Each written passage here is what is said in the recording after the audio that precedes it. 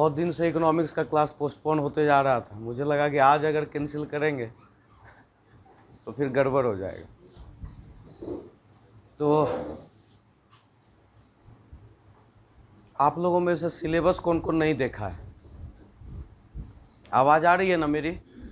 मेरा कान बंद है तो तुम लोग बोलोगे भी तो जोर से बोलना। सिलेबस कौन कौन नहीं देखा है? अच्छा विशाल, तुम भी नहीं देखे हो? तुम लोग पंडित जी से दिन दिखवा लेना एक दिन, फिर सिलेबस देख लेना। क्यों आकाश, तुम भी नहीं देखा है? तैयारी कर रहा है। Question paper last 7th JPSC का कौन कौन नहीं देखा है?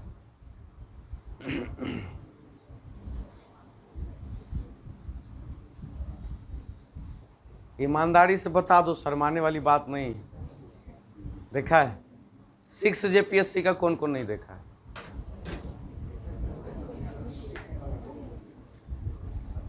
दो बार एग्जाम हुआ है, दोनों बार का तुम लोग पेपर अभी तक नहीं देखो। तुम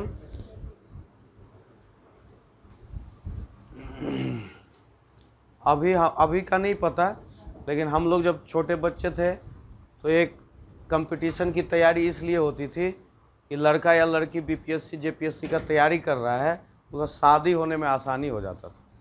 कि लड़की क्या कर रही है भाई? तो रांची से जेपीएससी की तैयारी कर रही है। अच्छा, इसका मतलब अच्छी होगी, तो फिर लोग शादी कर लेते थे।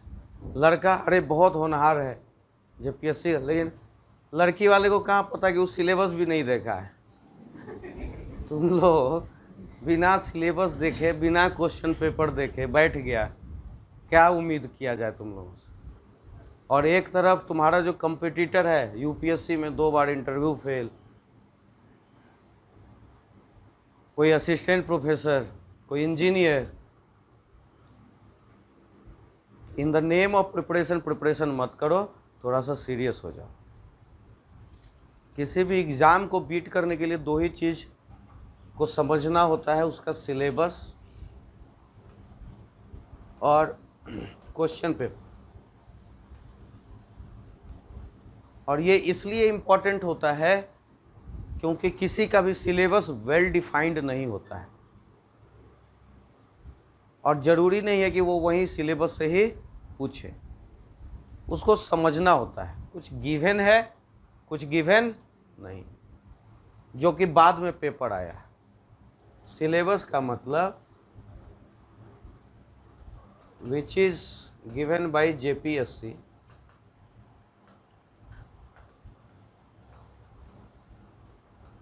कि what JPSC will ask, what JPSC will ask. Syllabus में यही है ना कि जेपीएससी क्या पूछेगा, और क्वेश्चन पेपर में व्हाट जेपीएससी हैज आस्क्ड। यही 2 चीज़ है। तो क्या पूछेगा वो तुमको बता रहा है, वो तुमको एक चिट्ठी दे दिया है, सिलेबस दे दिया है कि हम क्या पूछेंगे तुमसे। तो ये देख के हम तैयारी शुरू करते हैं। लेकिन क्या पूछा है अगर वो भी हम देख लें तो उसका और बाउंड्री लाइन, उसका हमें पूरा आउटलाइन पता चल जाएगा कि इसका दायरा कहाँ तक है, ये कहाँ तक गया है। कुछ अनुमान लग सकता है कहाँ तक ये जा सकता है, लगेगा या नहीं लगेगा। तो कहते हैं कि क्वेश्चन पेपर जैसे इस बार का या खोरठा का, इकोनॉमिक्स का, साइंस का, बहुत हद तक 100% क्वेश्चन लड़ गया। जो हम लोग मेंस प्रोबेबल में दिए थे, टेस्ट पेपर में दिए थे, 100% लड़ गया। तो कैसे फीलिंग आई, क्या सोच के क्वेश्चन दिए? और क्वेश्चन देने के लिए मैं शर्माता भी नहीं हूँ। यहीं तुम्हारा बच्चा बैठा हुआ है, ज्योग्राफी का एक क्वेश्चन विचार कर रहे हैं स्टूडेंट के साथ ही। बन्नी बैठा हुआ है, एक रात में हम इसको फ़ोन करते हैं 12 बजे 10 बजे, कहते हैं ज्योग्राफी का ये वाला कोल वाला क्वेश्चन का क्या लग रहा है तुम्हारा प्रोबेबिलिटी, पूछे थे या नहीं? तो ये लड़का कहा सर इम्पॉर्टेंट। और हम देने के पहले भी क्वेश्चन को ढूंढ रहे हैं कि क्या ये आ सकता है या नहीं आ सकता है, और दिए एग्जैक्ट वर्डिंग भी चेंज नहीं है, वो क्वेश्चन आया हो। तो वो कहता है अब हम तो एग्ज़ाम नहीं दे रहे, हम तो एग्ज़ाम दे नहीं रहे, कैसे पता चल जा रहा है कि यही क्वेश्चन आने वाला है। ओहदार सर फ़ोन किए, कहते हैं कि आपका क्वेश्चन लड़ रहा है पहले ही दिन, जिस दिन हिस्ट्री ज्योग्राफी हुआ, सो प्रोबेबल वाला क्वेश्चन भिजवा दीजिए। मेरा भी 2-4 कैंडिडेट है, हल्ला हो गया कि क्वेश्चन आउट हो गया जबकि ऐसा कुछ नहीं है। गट फीलिंग के आधार पर 20 दिन के लिए जो बच्चे आए थे हम लोगों के पास, उसके लिए जेपीएससी मेंस प्रोबेबल का कोर्स हम लोग लॉन्च किए थे। और उसमें किए क्या थे कि जितना भी टेस्ट का क्वेश्चन था उसको डिस्कशन करा रहे थे। इसमें से कुछ लोग इंटरव्यू दिया हुआ बैठा हुआ है, ये लोग बताएगा, सिर्फ वही हो रहा था। और उसका क्वेश्चन यूट्यूब पे भी टेस्ट एनालिसिस डाला हुआ है, हूबहू क्वेश्चन आ गया है। और वो हुआ है इसी की वजह से, क्योंकि हमने इसकी अपनी अंडरस्टैंडिंग इसकी बना ली है कि जेपीएससी पूछेगा क्या वो दे दिया, क्या पूछा था पिछले साल और क्या पूछ सकता है उसका अनुमान इससे लग जाता है बहुत हद तक। तो जो लोग अभी तक सिलेबस नहीं देखे हैं और कुछ लोगों के रिजल्ट से प्रभावित होकर आ गए हैं, in the name of preparation start कर दिए हैं, सीरियस हो जाइए, कंपटीशन टफ है। सिलेबस के बारे में मैं ऐसा कहूँगा कि रोज़ रात को आपको सिलेबस देख के सोना चाहिए, रोज़ रात को, जब तक कि वो आपके जहन में, दिलो दिमाग में बैठ ना जाए। Any piece of information regarding your syllabus is important, वो कहीं भी मिल सकता है। तुम लोग झारखंड के लिए टेंशन लेते हो कि झारखंड का डाटा, सर झारखंड, जब इकोनॉमिक्स पढ़ा दूंगा तो ये झारखंड का डाटा, झारखंड का, अरे रोज़ झारखंड का न्यूज़पेपर में कुछ न कुछ डाटा आता है। लेकिन हम लोग चूँकि अवेयर नहीं हैं, हम लोग उस पर फोकस्ड नहीं है, क्योंकि हमें पता नहीं है कि मेरे झारखंड के इकोनॉमी में, झारखंड के ज्योग्राफी में किस टाइप का डाटा मेरे को ज़रूरत। जो एक्टिव लड़का है, डे टू डे एक्टिव है, न्यूज़पेपर पढ़ रहा है, डाटा वाटा का टेंशन नहीं होता है उसको याद हो जाता है, मेमोराइज हो जाता है। कोई योजना पढ़ रहे हैं आप पेपर में, कुछ उसका डाटा है कोई भी चीज़ अगर इम्पोर्टेंट होता है, कोई पीस ऑफ इंफॉर्मेशन न्यूज़ में दोबारा फिर आता है, इसका मतलब आपको नोट डाउन, मैं तो कभी नोट डाउन नहीं करता हूँ, मुझे सब याद हो जाता है, क्योंकि बिना न्यूज़पेपर पढ़े मुझे चैन नहीं मिलता। अभी तुम्हारा पुराना नोट्स है ये पिछले साल वाला, अभी अपडेट करा दूंगा खड़े खड़े यहाँ पर। क्यों? क्योंकि जहन में बैठ जाती है चीज़ों को बार बार पढ़ते रहना। तो अगर आप जेपीएससी की तैयारी कर रहे हैं, इसके साथ एक न्यूज़पेपर ज़रूर आपको नहीं पता, लेकिन ये प्रीलिम्स में 5 क्वेश्चन आपको देके जाएगा जो आपके कंपटीटर को फ़ायदा नहीं होगा। मेंस में इसका स्कोप अनलिमिटेड है। अगर आउट ऑफ बॉक्स क्वेश्चन पूछा तो जो न्यूज़पेपर पढ़ता है वो लिख के आएगा। आउट ऑफ बॉक्स क्वेश्चन समझते हैं? आउट ऑफ बॉक्स क्वेश्चन का मतलब कि उसके बारे में आप कुछ इन्फॉर्मेशन नहीं, जैसे दीपिका पादुकोण, सब देखा है ना उसको, अब पूछ दिया तुमसे कोई तंजानिया की एक्ट्रेस के बारे में जिसको तुम जानते ना, सब देखे ही नहीं, तो कहाँ से बताओगे? तो आउट ऑफ बॉक्स क्वेश्चन वही होता है जिसके बारे में आप कुछ नहीं जानते हैं। तो जब कुछ नहीं जानते हैं लेकिन न्यूज़पेपर पढ़ रहे हैं, कुछ ना कुछ रिलेट आप कर लेंगे। आप ये समझ जाएंगे कि तंजानिया की एक्ट्रेस है, तो भाई एक्ट्रेस है तो मॉडल टाइप का लुक होगा, लंबी होगी, पतली होगी, काली गोरी का पता नहीं, तो उस पॉइंट पे साइलेंट रह जाना है। लेकिन इसी तरह बढ़ा बढ़ा के आप लिख सकते हैं, यही होता है। अप्लाइड क्वेश्चन आप पकड़ लेंगे, जैसे 6 जेपीएससी में शुगर मिल वाला जो क्वेश्चन पूछा था कि शुगर मिल क्यों शिफ्ट हो रहा है नॉर्थ से साउथ, ये न्यूज़पेपर का क्वेश्चन था। ये न्यूज़पेपर का क्वेश्चन था। जो लड़का पढ़ रहा है, जिसको अवेयरनेस है कि क्यों शिफ्ट हो रहा है, आपके सिलेबस में है वो स्मॉल स्केल इंडस्ट्रीज है, पढ़ना है, लेकिन आप लोग घिसे पिटे नोट्स को पढ़ते हैं। स्मॉल स्केल इंडस्ट्री क्यों फेल हो रहा है, तो लिखते हैं बिजली नहीं है, सरकार ध्यान नहीं दे रही है, और क्या क्या प्रॉब्लम है जी स्मॉल स्केल इंडस्ट्री का, मुझे तो वो सब याद भी नहीं है, लेकिन तुम्हारा मिश्रापुरी और दत्त सुंदरम वही लिखता है। स्मॉल स्केल इंडस्ट्री का ये प्रॉब्लम है, बिजली का अरे ये सबसे लीस्ट प्रॉब्लम है आज की डेट में। अगर आप बिजली नहीं है तो better to migrate banana republic. अगर आज की डेट में गवर्नमेंट बिजली नहीं दे रही है स्मॉल स्केल इंडस्ट्री को, तो ये प्रॉब्लम नहीं है, ये प्रॉब्लम आपकी है कि आपने वैसे गवर्नमेंट को चुना। इसका मतलब जाओ बनाना रिपब्लिक में रहो, फिर से केले के पत्ते पहनना शुरू कर दो, तुम्हारा कुछ नहीं हो सकता, तुम्हारे देश का कुछ नहीं हो सकता। ये प्रॉब्लम नहीं है। स्मॉल स्केल इंडस्ट्री का प्रॉब्लम लार्जर प्रॉब्लम है, जो कंटेम्प्रेरी प्रॉब्लम है, इन्वेस्टमेंट का हो सकता है, पूंजी का हो सकता है, कोरोना में उसको मार झेलना पड़ा उसका हो सकता है, जीएसटी की वजह से हो सकता है, बहुत सारे मल्टीपल रीजन्स हो सकते हैं। लेकिन हम लोग कंटेम्प्रेरी रीजन्स पर ध्यान नहीं देते हैं। जो घिसा पिटा कारण लिखा हुआ है स्मॉल स्केल इंडस्ट्री का, वो सब पढ़ने लगते हैं, तो फिर हमें नंबर नहीं आता है। तो स्मॉल स्केल इंडस्ट्री के प्रॉब्लम से ये क्वेश्चन पूछा था शुगर मिल इंडस्ट्री वाला, जो कि कंटेम्प्रेरी था, न्यूज़पेपर से लिया गया था। इसीलिए आपको सिलेबस का प्रॉपर ज्ञान होना चाहिए, जहन में बैठा रहना चाहिए, ताकि सिलेबस से मिलता जुलता कोई भी चीज़ मिले, चाहे वो इकोनॉमिक्स का हो, चाहे वो ज्योग्राफी का हो, चाहे वो पॉलिटी पबैड का हो, चाहे वो साइंस का हो, मुझे दिख जाए। हिस्ट्री का बहुत कुछ नहीं मिलेगा आपको, लेकिन आपको इन सारे चीज़ों में इनपुट कहीं ना कहीं न्यूज़पेपर से भी मिलता है। ठीक है, इस पर अगर आप फोकस कर लिए तो you can prioritise your study, you can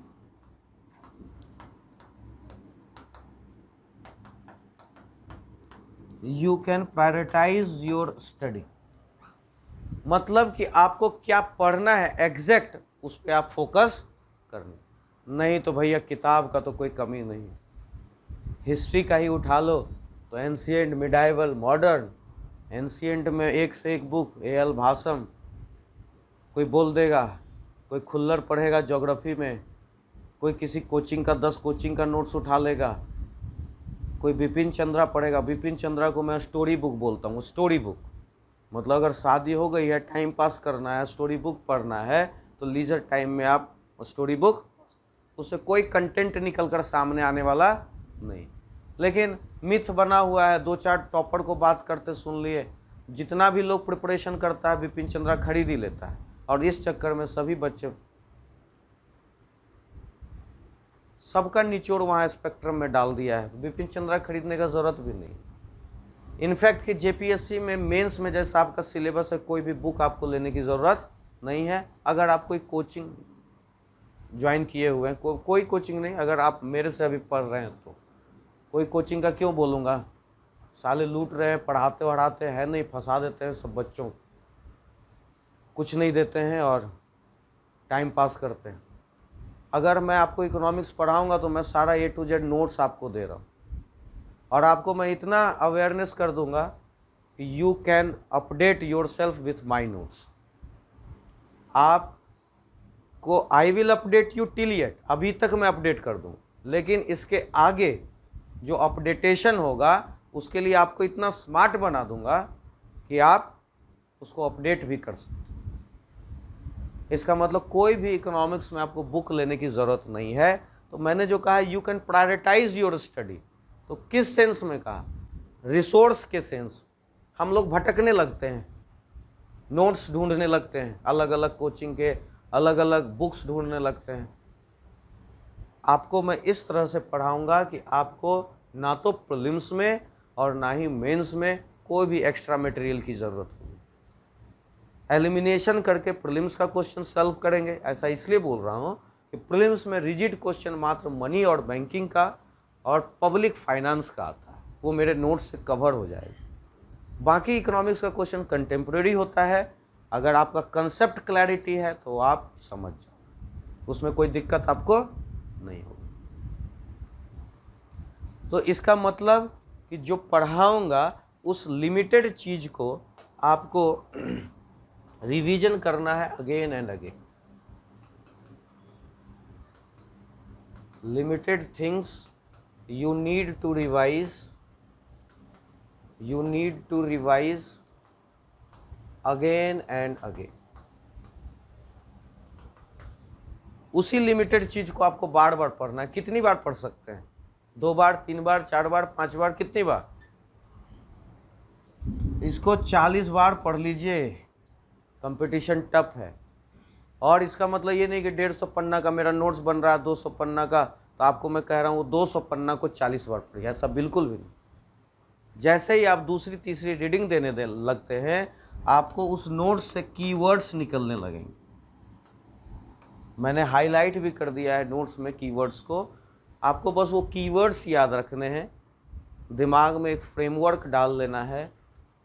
जो भी क्वेश्चन पूछेगा उसको एक्सटेम्पोर फ्रेमवर्क करना है, उसको तुरंत ऑन स्पॉट फ्रेमवर्क करना है और उसको लिख देना। कोई रट्टाफिकेशन हम लोगों को नहीं करना है, खासकर इकोनॉमिक्स।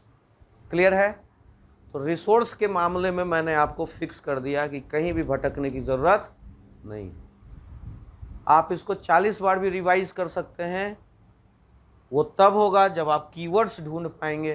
कीवर्ड्स को मैंने हाईलाइट भी कर दिया है और उस कीवर्ड्स के जरिए आप स्टोरी मेकिंग कर लेंगे। इसके बाद क्या, व्हाट आफ्टर इट, तो आप चीज़ों को लिंक कर पाएंगे और कोई भी क्वेश्चन पूछेगा तो उस क्वेश्चन में उसकी बॉडी क्या होगी, उसका कंक्लूजन क्या होगा, उसमें वे फॉरवर्ड क्या हो सकता है। इस तरह से सोचने का ढंग धीरे धीरे विकसित हो जाएगा जब आप मुझे लिख के दिखाएंगे।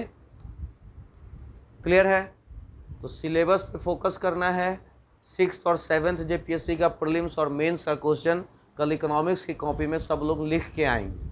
पहला टास्क मैंने आपको दे दिया। खुद से ढूंढ के सर्च करके लाएंगे कि कौन कौन सा क्वेश्चन प्रीलिम्स में, मेंस में भी ऑब्जेक्टिव है तो कौन सा है। ठीक है, ये एक एक्सरसाइज।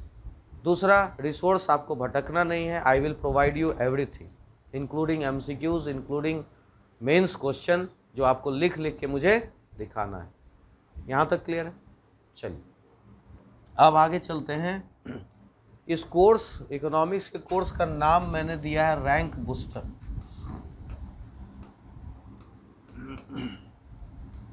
रैंक बूस्ट, और वो इसलिए क्योंकि इसमें टारगेट करना है 130 प्लस आउट ऑफ 200। मैं हमेशा कहता हूँ कि 3 सब्जेक्ट को ब्रह्मास्त्र बना लो। खोरठा लैंग्वेज, चाहे आप नागपुरी लें या खोरठा, लैंग्वेज, इकोनॉमिक्स और साइंस। क्योंकि आप देखेंगे जब मार्कशीट आएगा आपके लोगों का, आप 6th का मैंने देखा है, 7th का भी आप देखना, मार्कशीट आएगा, यू विल फाइंड कि इकोनॉमिक्स में लोगों का है नंबर 65, 67, 80, 87, 88। बहुत रेयर इसमें आपको 120, 125, 130 ऐसे नंबर मिलेगा। लेकिन जिसका है वो डिप्टी कलेक्टर, डिप्टी एसपी का रैंक लाया है। इसी तरह साइंस में कोई नहीं पता किसको, सब डीएनए पढ़ रहा है, क्या पढ़ रहा है, क्वेश्चन आ रहा है विटामिन। ऐसा क्वेश्चन पूछ देगा जिसमें आपको साइंस में कंटेंट ही नहीं रहेगा। अगर आपने साइंस अच्छे से नहीं किया है, आपका क्वेश्चन छूट सकता है। और जहाँ क्वेश्चन मतलब आएगा नहीं तो लिखेंगे कम। 2 पन्ना में आंसर लिख कर आएंगे तो 32 नंबर तो नहीं देगा आपको, एवरेज, बिलो एवरेज मार्किंग हो जाएगी। तो साइंस में भी ये प्रॉब्लम है कि लोगों का साइंस होने के बावजूद साइंस में नंबर कम आता है। हिस्ट्री, ज्योग्राफी और पॉलिटी पबैड में एवरेज नंबर आता है। आप उठा कर देख लीजिए, बहुत ख़राब होगा तो 92, 97, बहुत अच्छा होगा तो 105, 108, मतलब बहुत ज़्यादा गैप नहीं हो। इकोनॉमिक्स में 40 नंबर का गैप तुम ले सकते हो। अगर तुम्हारे कंपटीटर को 90 आ रहा है, 87 आ रहा है, तो 130 ला सकते हो। इसी में स्कोप है, साइंस में ही स्कोप है और लैंग्वेज में ही स्कोप है।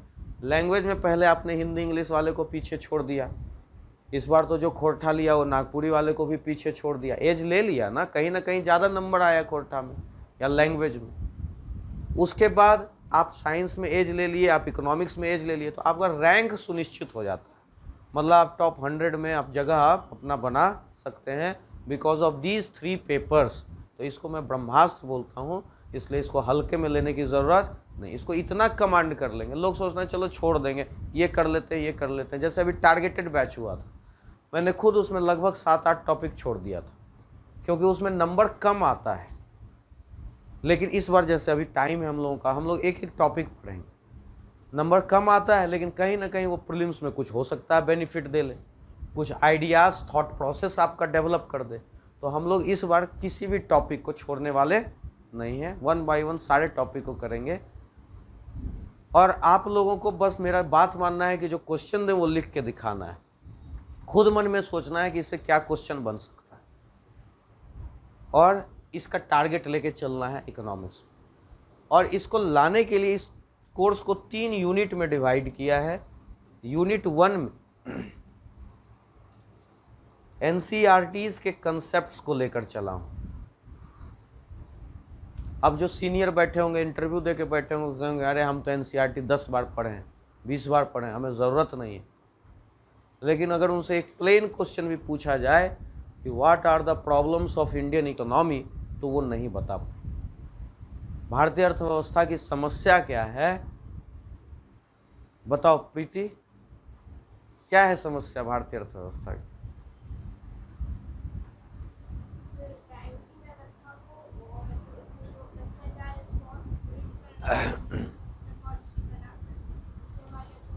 बैंकिंग में भ्रष्टाचार बोल रही है। भ्रष्टाचार ऐसे ही लिखते हैं ना, बैंकिंग का भ्रष्टाचार। और दूसरा, चलो बैंकिंग हो गया, अब दूसरा लाइन पकड़ो और बताओ। पॉइंट दो से सहारा ले सकते हो। ज्योति तुम बताओ, तुम सोचो, उसको मत देखो, तुम सोचो, तुमसे अभी आप और पूछें। बढ़िया, इसका ऑप्टिमम यूज नहीं हो पाता। चलो और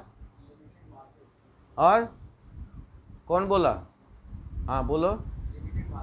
चलो ठीक, और पैदा करने का इरादा है क्या जी? इतना बड़ा मार्केट है, हर लोगों को पहनने के लिए चाहिए, खाने के लिए चाहिए। पॉलिसी इम्प्लीमेंटेशन, चलिए बहुत बढ़िया। इतना ये लोग पढ़ लिया है ना यूपीएससी में कि नीचे का तो सोचेगा ही नहीं। और बोलो। अरे वाह, कौन बोला? अरुण जी।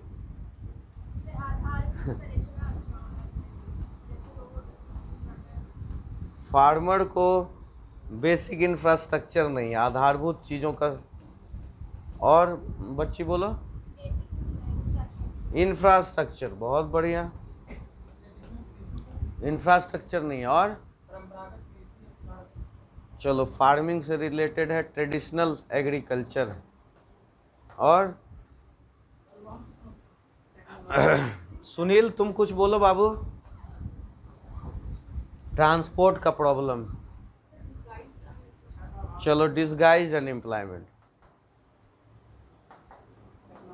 शिक्षा का अभाव, लैक ऑफ एजुकेशन, बहुत बढ़िया। FII का इसको प्रॉब्लम लग रहा है, यहाँ खाने के लिए लोग को मिल नहीं रहा, ये FII पे आ गया। चलो और बताओ। बड़े गजब, यही तो मैं ढूंढ रहा था कि अभी तक कोई बेरोजगारी और गरीबी बोला क्यों नहीं। ये तो गजब समस्या है, तीसरे चौथे प्लान से चल रहा, अभी तक खत्म नहीं हुआ। बताइए, आगे भी खत्म नहीं होगा।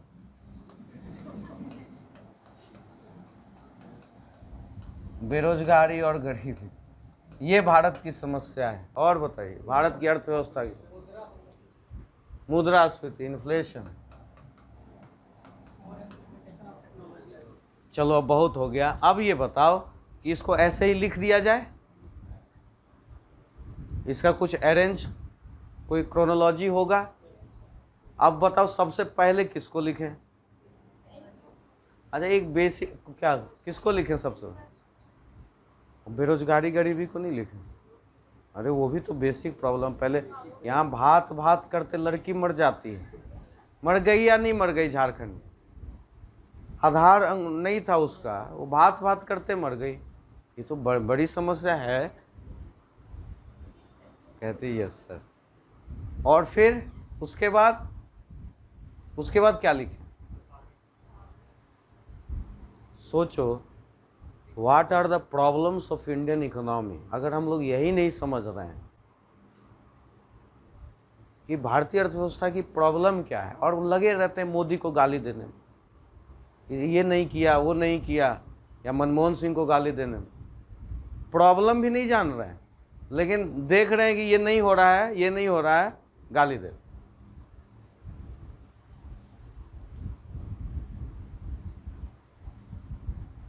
एनसीईआरटी कौन कौन पढ़ा है अभी तक इकोनॉमिक्स का?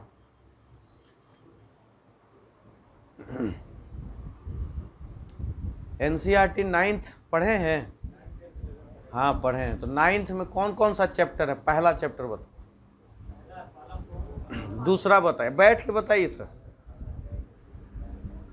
दूसरा बताइए।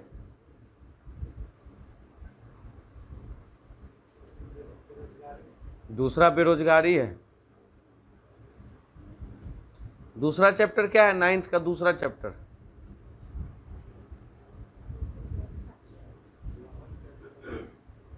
तुम लोग इसलिए नहीं याद है क्योंकि तुमने एनसीईआरटी को फील नहीं किया आज तक। ये कहना क्या चाह रहा, बेचारा बहुत कुछ कहना चाहता है, वो बुक बहुत अरमान है उसके दिल में, वो बहुत कुछ कहना चाहता है आप लोगों से कि मुझे समझो, कोई तो समझने वाला हो मुझे। लेकिन आप लोग उसको छोड़ देते हैं, दूसरी के चक्कर में लग जाते हैं। आप लोग विपिन चंद्रा पढ़ने लगते हैं, आप लोग खुल्लर पढ़ने लगते हैं, एनसीईआरटी पे नज़र ही नहीं है।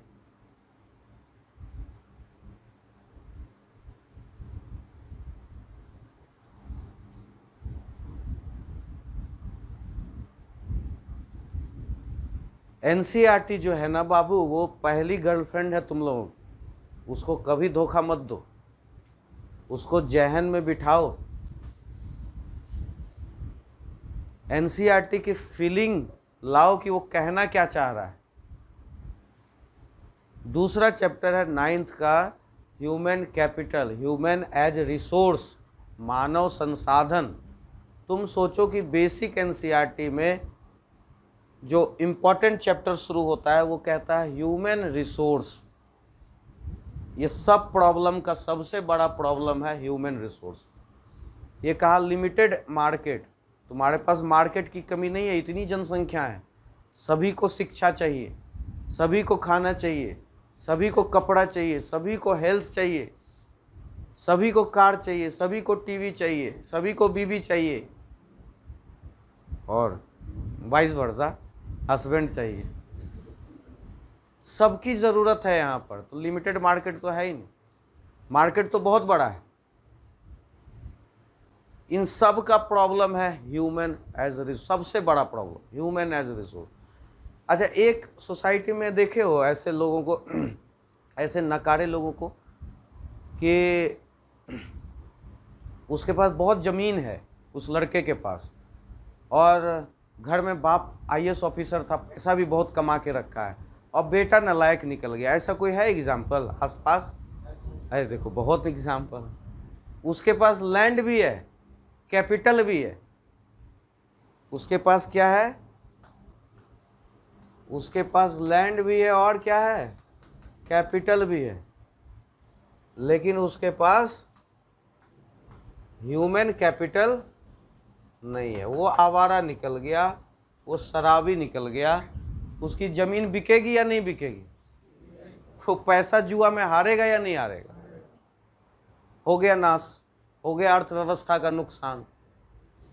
तुम्हारे पास इकोनॉमी में नेचुरल रिसोर्सेस भरे पड़े हैं। आपने बोला ऑप्टिमम रिसोर्स एलोकेशन। कैसे करोगे optimum resource allocation without human capital? तुम्हें आता ही नहीं, आ ही नहीं पाएगा। तो ऑप्टिमम रिसोर्स एलोकेशन बोलने के पहले भी ह्यूमन कैपिटल बोलेंगे। जिस तरह से कोई नकारा बेटा अपना संपत्ति खराब कर सकता है, उसी तरह कोई ऐसा देश जिसने ह्यूमन कैपिटल में इन्वेस्टमेंट नहीं किया है, उसके पास जितने भी नेचुरल रिसोर्सेस होंगे वो खराब हो जाएंगे। आपके एनसीईआरटी में एग्जाम्पल दिया हुआ है जापान का। कहता है कि ये नेट इंपोर्टर है नेचुरल रिसोर्सेस का, इसके पास कोई प्राकृतिक संसाधन नहीं, इंपोर्ट करता है। लेकिन इसके पास क्या है? ह्यूमन कैपिटल, और ये सबसे आगे है, सभी चीज में आगे है। इसका मतलब अगर पेपर में कोई एक ऐसा योजना आता है, बेटी बचाओ बेटी पढ़ाओ, how you can criticise such schemes. आप देखेंगे कि टीवी पर डिबेट हो रहा है और कह रहा अरे ये तो जुमला है, मोदी तो ऐसे ही लॉन्च कर दिया। हाउ यू कैन क्रिटिसाइज बेटी बचाओ बेटी पढ़ाओ? कहीं ना कहीं उसका भावना उस योजना का क्या है? क्यों? क्योंकि half of the work force, women work force are still outside from main stream. उसी एनसीईआरटी में डिवीजन ऑफ लेबर लिखा हुआ, श्रम का विभाजन। आपकी आधी जनसंख्या जो है महिला, उसको यहाँ ही देख लो, जेपीएससी के प्रिपरेशन में देख लो, 15 लड़कियां होंगी मुश्किल से, बाकी सारे लड़के भरे पड़े हैं। कहाँ हैं ये लड़कियां? आपने इसको कंट्रीब्यूट, नेशनल इनकम में कंट्रीब्यूट करने के लिए मौका नहीं दिया।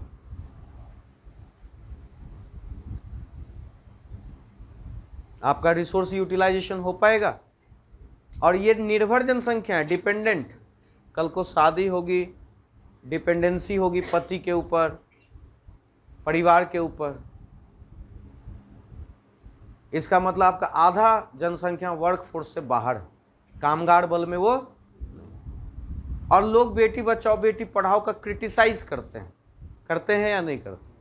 कि मोदी है ऐसे ही जुमला बना दिया, खाली ट्रक के पीछे में लिखने के लिए है ये स्कीम। सब ट्रक वाला लिख के रखता है ना, बेटी बचाओ बेटी पढ़ाओ। सोचो वो अनपढ़ इंसान, वो तुम लोगों को मैसेज दे रहा है। ये योजना किस लिए है? ये है या नहीं है ह्यूमन कैपिटल?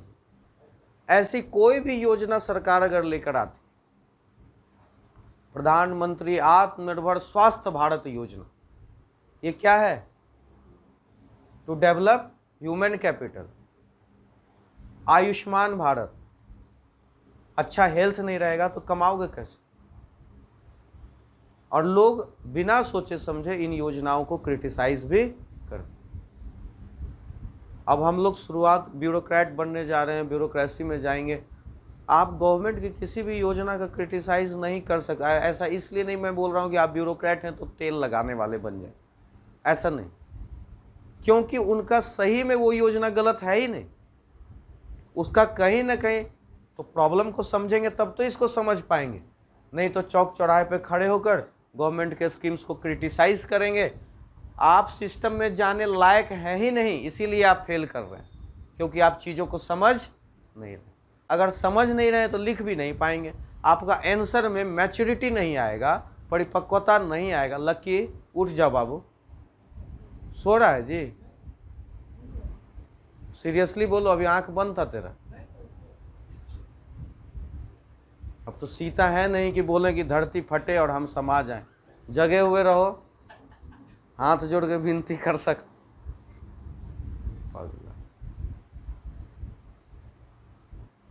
इसका मतलब क्या है कि सबसे बड़ा प्रॉब्लम क्या हुआ अर्थव्यवस्था का? Human capital. ये कहाँ दिया हुआ है?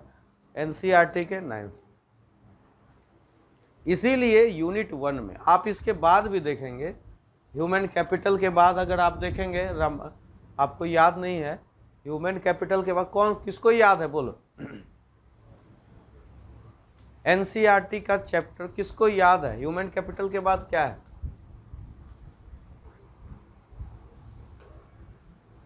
ह्यूमन कैपिटल, उसके बाद क्या है? पॉवर्टी, उसके बाद कौन? उसके बाद है ग्लोबलाइजेशन, उसके बाद है ग्लोबलाइजेशन के पहले है sectors of Indian economy, sectors of Indian economy. और ये क्यों? क्योंकि यहाँ पर primary sector, secondary sector, tertiary sector को आपको समझाया गया है, और समझाने के क्रम में प्राइमरी में क्या क्या है, सेकेंडरी में क्या क्या है, टर्शियरी में क्या क्या है, ये आपको बतलाया गया है। आप लोग पढ़ लेते हैं कि प्राइमरी में माइनिंग है, फिशरीज है, फॉरेस्ट्री है, सेकेंडरी में भी माइनिंग है। आप लोग कभी ध्यान नहीं देते हैं कि सेकेंडरी में भी माइनिंग क्यों है और प्राइमरी में भी माइनिंग क्यों। डिफिनीशन दिया हुआ है प्राइमरी सेक्टर का, जहाँ से जो which provides resources to secondary sector, definition यही है प्राइमरी सेक्टर। प्राइमरी सेक्टर वह है जो सेकेंडरी सेक्टर को संसाधन उपलब्ध करवाता है। तो माइनिंग उपलब्ध करवाता है या नहीं, इसलिए माइनिंग प्राइमरी सेक्टर में है। लेकिन माइनिंग का स्केल लार्ज स्केल पे काम होता है। ऐसा तो नहीं है गए खुरपी लेके 2 कोयला निकाल के धंधा कर लिए, ऐसा तो नहीं है। माइनिंग का स्केल कितना है, लार्ज स्केल पे हो, तो इसलिए उसको इंडस्ट्री का संज्ञा दिया गया है। नेशनल इनकम अकाउंटिंग करते समय माइनिंग को हम लोग सेकेंडरी सेक्टर में यूज़ करते हैं, लेकिन बहुत लोगों को ये पता नहीं। तो कंसेप्ट क्लियर करना है। ये सेक्टर्स ऑफ इंडियन इकोनॉमी, यहाँ देखो क्रोनोलॉजी को समझना, इसको देने का यहाँ क्या मतलब।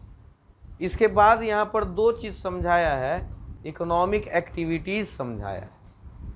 कहा कि मार्केट और नॉन मार्केट 2 तरह की इकोनॉमिक एक्टिविटीज़ होती है, आर्थिक क्रियाकलाप, और इसको समझाया है इसी पर्सपेक्टिव में। जैसे मैंने डिवीज़न ऑफ लेबर के बारे में बात किया कि प्राइमरी सेक्टर में कौन लोग काम कर रहे हैं, किस तरह का काम कर रहे हैं। यहाँ पर गुड्स एंड सर्विसेज प्रोड्यूस हो रहा है, तभी तो आपका नेशनल इनकम में कंट्रीब्यूट हो रहा है।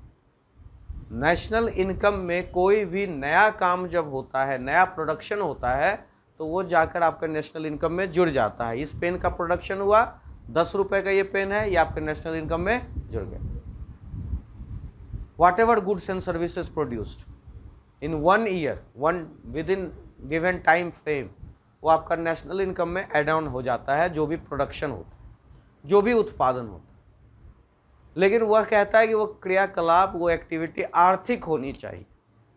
ऐसा नहीं कि छत पे खड़े होकर किसी लड़की को पत्थर मार रहे हैं और वो आपका इकोनॉमिक एक्टिविटीज़ हो जाएगा, ऐसा नहीं। इकोनॉमिक एक्टिविटीज़ जहाँ प्रॉफिट हो, जहाँ पर मॉनेटरी ट्रांजैक्शन हो, एक्सचेंज हो।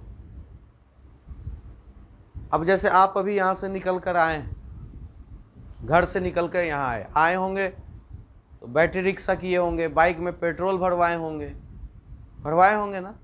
हर में इकोनॉमिक एक्टिविटीज़ इन्वॉल्व है या नहीं। यहाँ आए हैं तो पैसा एडमिशन इंस्टॉलमेंट दे के आए होंगे। इसका मतलब आप इकोनॉमिक एक्टिविटीज़ में इन्वॉल्व हैं, उसको समझाया है सेक्टर्स ऑफ इंडियन इकोनॉमी को समझाने के बाद। फिर नॉन मार्केट एक्टिविटीज़ क्लियर कर देता है कि इसका इकोनॉमी में कोई रोल नहीं। अगर तुम छत पे खड़े होके पत्थर मारने का काम कर, अब कोई इसमें होशियार लोग कहता है कि सर इसमें भी प्रॉफिट है, इसमें भी फ़ायदा है, गर्लफ्रेंड पटाना पड़ता है, मेहनत करना पड़ता है, इसमें तो मेरा प्रॉफिट ही है। लेकिन जब तक इकोनॉमिक एक्टिविटी, वो है ना एक सॉन्ग है ना, घर से निकलते ही कुछ दूर चलते ही रास्ते में है उसका घर, है ना सॉन्ग।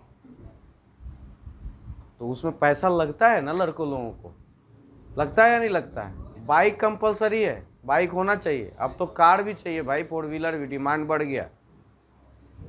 पेट्रोल चाहिए आपको, और लड़की भी चालू हो गई आजकल। हाँ, जैसे ही निकलेगी कहेगी कि चप्पल टूटा हुआ पहन कर आ जाएगी, कहेगी चप्पल टूटा हुआ है, जल्दी में टूटा हुआ चप्पल पहन के निकल गए, चलो पहले एक नया चप्पल दिलवा दो। धीरज जैसा इनोसेंट लड़का कभी फंस गया तो चप्पल भी दिलवा देता है। बन्नी तो रिचार्ज कराना, पर्स खरीद के देना।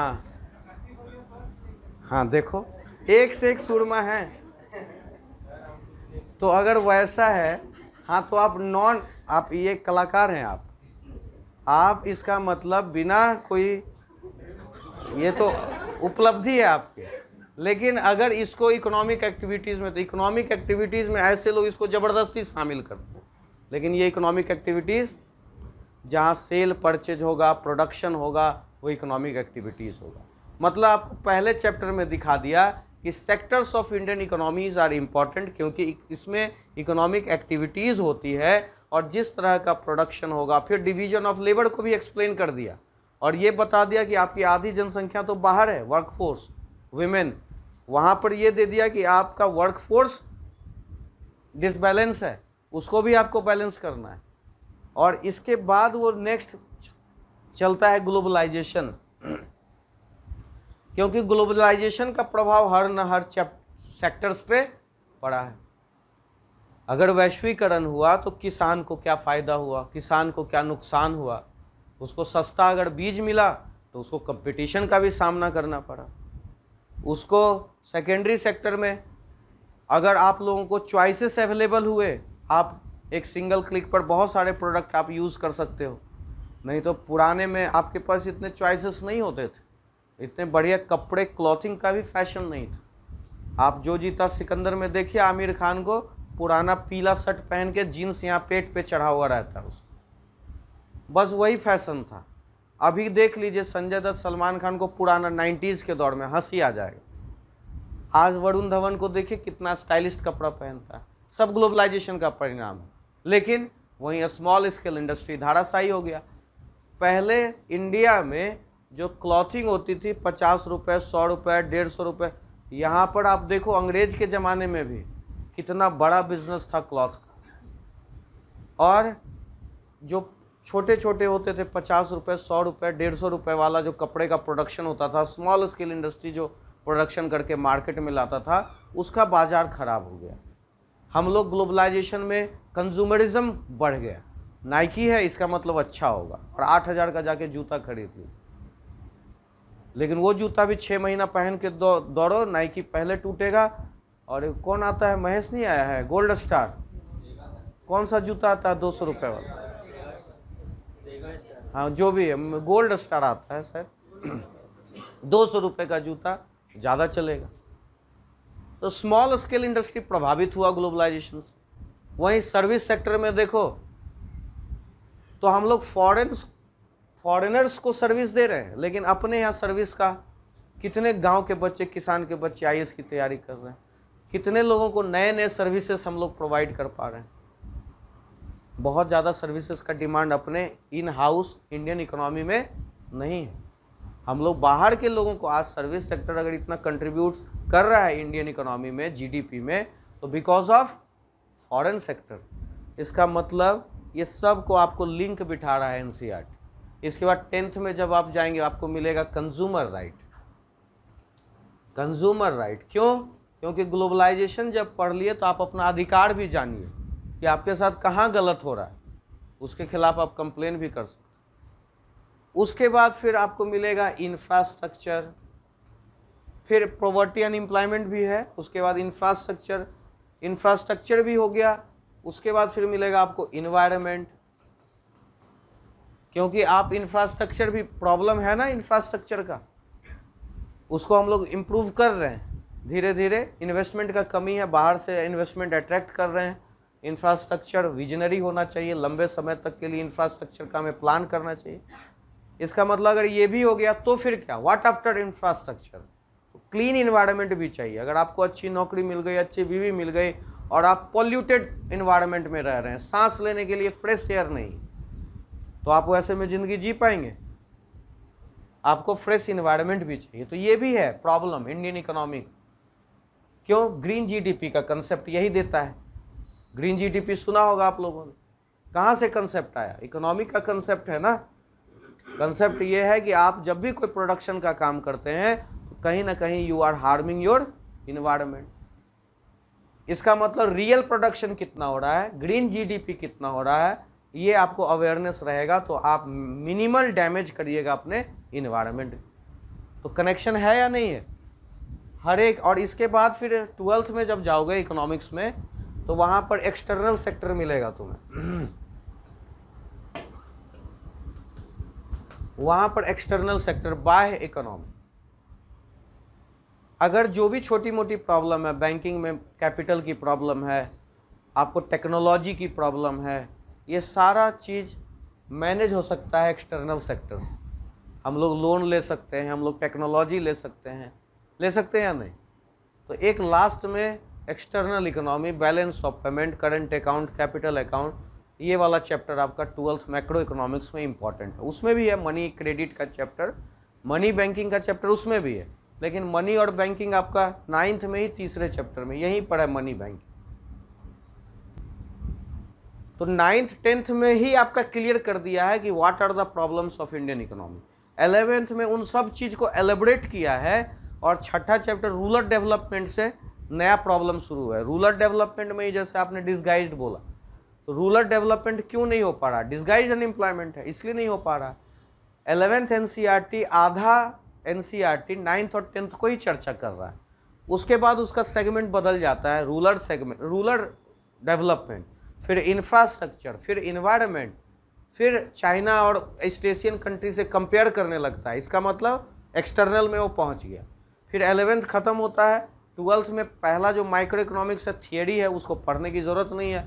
मैक्रो इकोनॉमिक्स में 3, 5, 6 जो 3 चैप्टर है, मनी बैंकिंग का है, एक बजट का है, और एक्सटर्नल इकोनॉमी का है, बैलेंस ऑफ पेमेंट। इस तरह से पूरी इकोनॉमी की फीलिंग आपको ये दिलवाएगा एनसीईआरटी। और इकोनॉमी का यही प्रॉब्लम है, इसी से आपका सारा सिलेबस डिराइव हुआ है, चाहे वो प्रीलिम्स का हो चाहे वो मेंस का हो।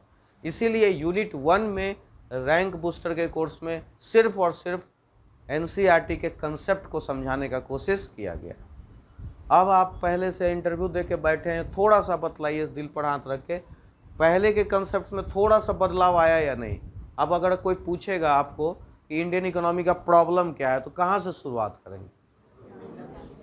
Lack of human. याद रखना कि जिसके पास ज़मीन है, जिसके पास कैपिटल है, वो लड़का, वो बेटा, जब तक वो पढ़ेगा लिखेगा नहीं तब तक वो पूंजी, वो ज़मीन उसके काम आने वाली नहीं।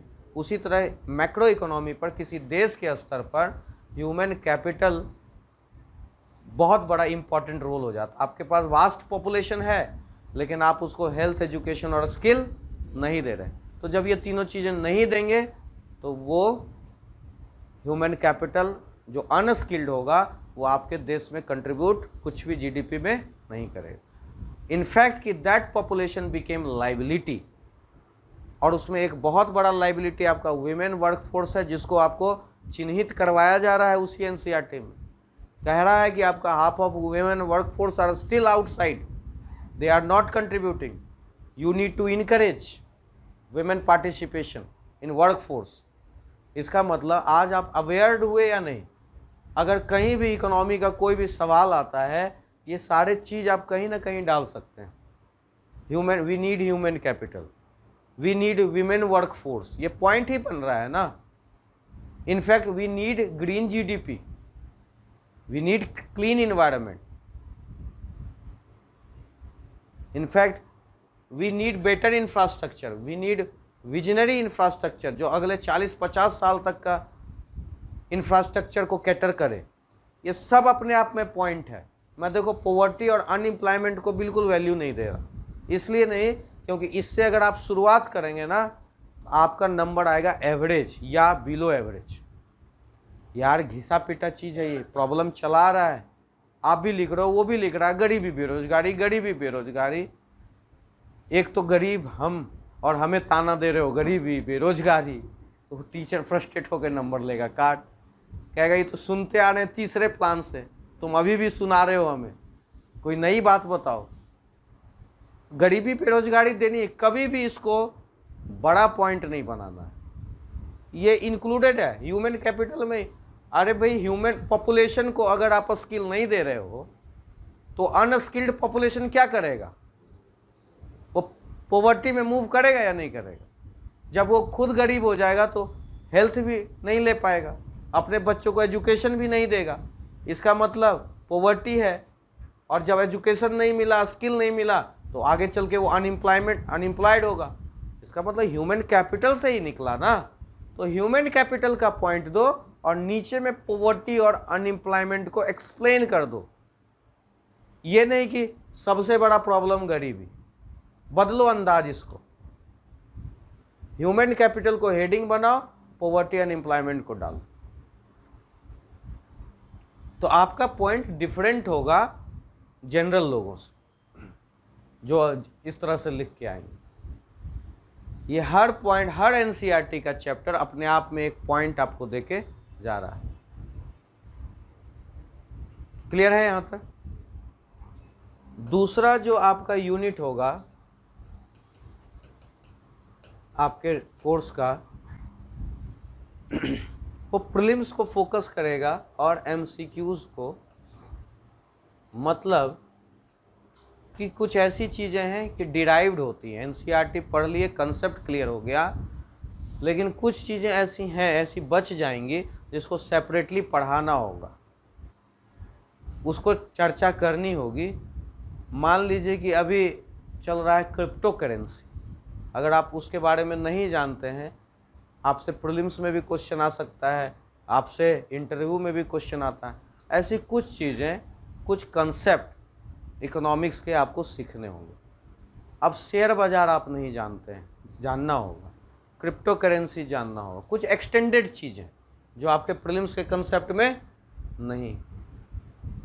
फार्मर्स लॉ बन रहा है, कौन कौन सा फार्मर्स लॉ है, मनी बैंकिंग में क्या अमेंडमेंट हुआ है, कंज्यूमर राइट में क्या अमेंडमेंट हुआ है, फूड सिक्योरिटी, एक फूड सिक्योरिटी का भी 9th में चैप्टर है जी, लास्ट चैप्टर वही है। फूड सिक्योरिटी में अभी क्या हो रहा है, उसमें क्या क्या योजनाएं हैं, वहाँ से सवाल आ सकते। तो जो कंसेप्ट क्लैरिटी हो गई यूनिट 1 में, उसी से कुछ चीज़ें डिराइव्ड होगी, उसको हम प्रीलिम्स में सेपरेट हेडिंग देंगे और उस पर आप लोगों को क्वेश्चंस दिया जाएगा। इससे आपका प्रीलिम्स तैयार होगा। इनफैक्ट कि ये प्रीलिम्स आपका मेंस वाला भी तैयार होगा, ठीक है। मेंस में भी कोई क्वेश्चन इससे छूटेगा। तो जो लोग प्रीलिम्स के लिए ज्वाइन करते हैं, जैसे इसमें सिर्फ एक बच्चा मेरे ख्याल से मेंस का है, मुकुल। क्यों जी? ओनली मेंस, ओनली मेंस के लिए तुम हो ना? हाँ, तो एक बच्चा है, इससे एक्स्ट्रा पैसा ले लेंगे इन दोनों यूनिट का। बाकी मैं प्रमोट करता हूँ कि प्रीलिम्स और मेंस दोनों पढ़ा जाए, बिकॉज ऑफ दिस रीजन। क्योंकि अगर आप ये दोनों यूनिट नहीं समझे हैं तो तीसरे यूनिट में जो सिलेबस में लिखा हुआ है fiscal deficit, fiscal policy, monetary policy, जब तक इन चीज़ों को आप डिटेल में कंसेप्ट क्लैरिटी नहीं होगी तो मेंस में आपको अंडरस्टैंडिंग, बढ़िया अंडरस्टैंडिंग नहीं बन पाएगा, लिंक नहीं बन पाएगा। Link is important thing, link is important word.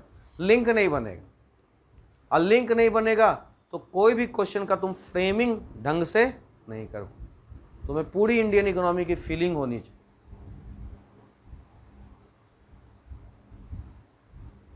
Government कोई भी योजना अगर बना कर लाएगा ना, उस योजना को देखते के साथ समझ, अच्छा ये योजना इसलिए आ रहा है। अगर कहीं टैक्स कम कर रहा है यू विल फील कि ये टैक्स क्यों कम किया गया। अगर कहीं गवर्नमेंट इंसेंटिव दे रहा है तुम फील करोगे कि ये कदम क्यों, वाई आत्मनिर्भर भारत, आखिर क्यों ये आइडिया आया। आत्मनिर्भर भारत तो तीसरे प्लान में भी था, अचानक से मोदी क्यों बोलता है आत्मनिर्भर भारत। ऐसा नहीं है कि चाइना से हम लोग जो अभी इंपोर्ट कर रहे हैं वो आत्मनिर्भर भारत के बाद बंद हो जाएगा, ऐसा नहीं।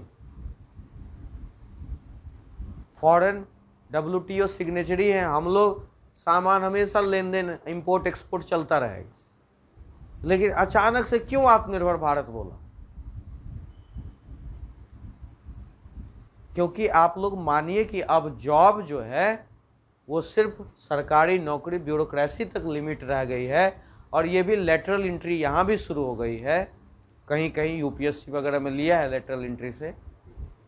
अदरवाइज नौकरी, अब सरकारी नौकरी बहुत ज़्यादा, लोगों का रुझान खत्म हो। आत्मनिर्भर भारत आइडिया लाता है, उसके तहत कुछ कुछ स्कीम दे रहा है, इंसेंटिव दे रहा है, मुद्रा लोन बांट रहा है कि आप अपना कुछ स्टार्टअप वगैरह स्टार्ट कर सकते, लोगों को फैलिसिटेट कर रहा है कि तुम अपने आप आगे बढ़ो। और उसी के साथ एक योजना लॉन्च कर देता है,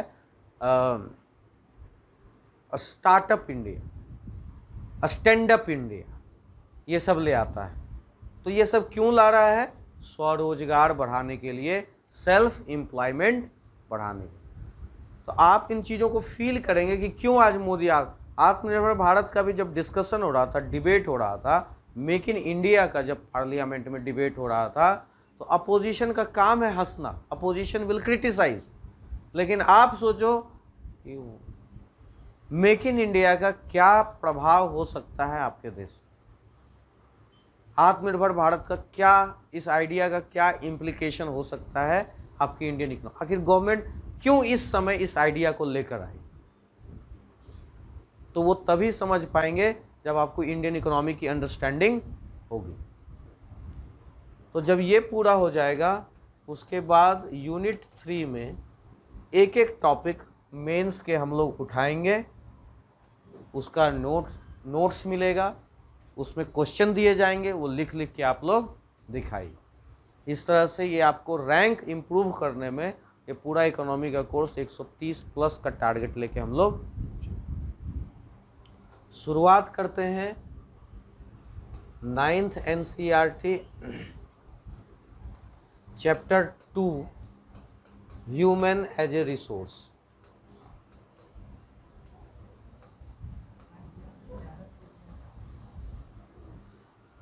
ठीक है, क्या हुआ?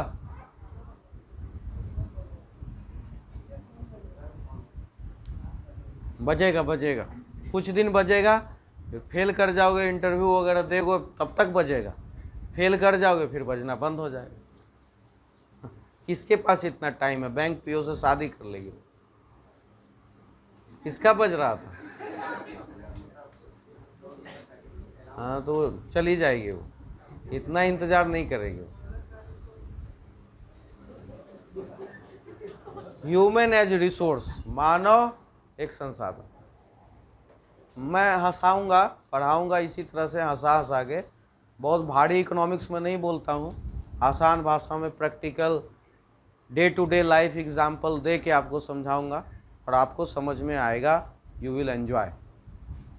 और सबसे बड़ा चीज़ क्या है कि आप काम को अगर भारी समझते हो तो वो कभी आप उसमें सक्सेसफुल नहीं हो सकते। एन्जॉय द प्रिपरेशन, ये बेसिक फंडा है अगर आप सक्सेसफुल होना चाहते हो।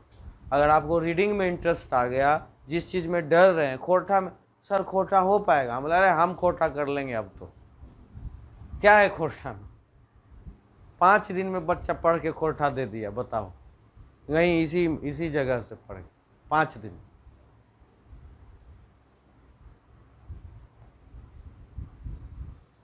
तो किसी चीज़ को अगर भारी बनाओगे तो वो नहीं होगा, किसी चीज़ को एंजॉय करोगे तो अपने आप होगा, आराम से होगा, बढ़िया अंडरस्टैंडिंग होगी।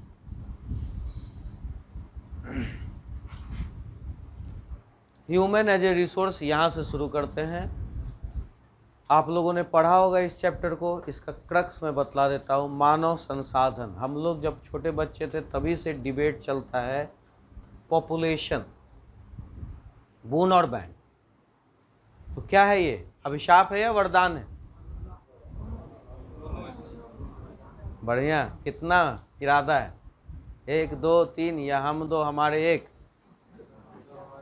बोलता बढ़िया है, देखो बढ़िया है। कुछ उपाय सोचा है कि एकदम शाहजहां बनने का इरादा है? देखो ये अपना इरादा बता दिया, बढ़िया है।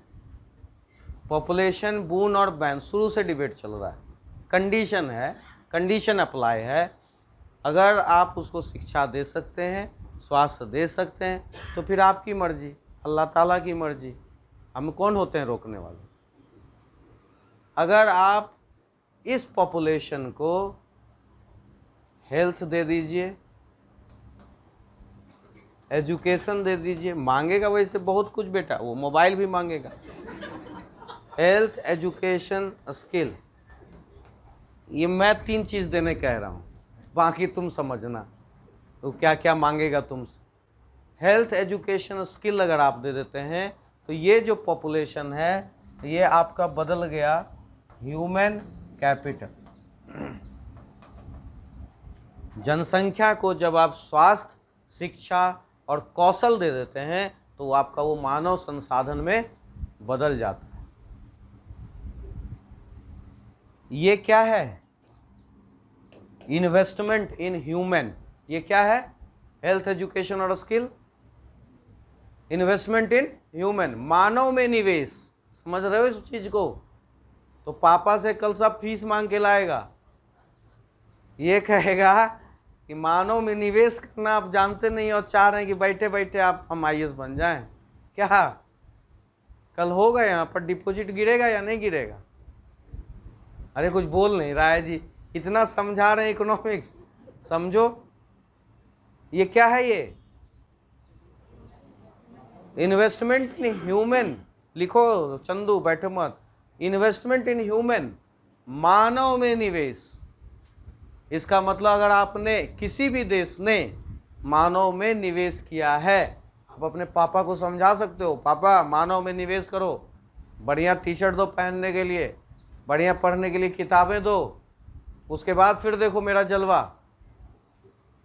तो उसी तरह कोई भी देश अगर हेल्थ, एजुकेशन, स्किल में अपने लोगों में निवेश करेगा तो ह्यूमन कैपिटल जो होगा वो अपने नेचुरल रिसोर्सेस का, प्राकृतिक संसाधनों का ऑप्टिमम यूटिलाइजेशन कर पाएगा।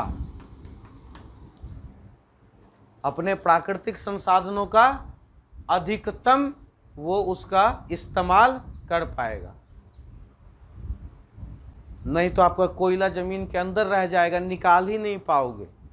इतनी घटिया माइनिंग है आपकी, इतने लोग बेमौत मर जाते हैं आपके घटिया माइनिंग की वजह से, क्योंकि आपने देखा सड़क बनते हुए इंडिया में 2010 के पहले देख लेना और 2010 के पहले देख लेना, बाद में और पहले, ये टेक्नोलॉजी आ गई है।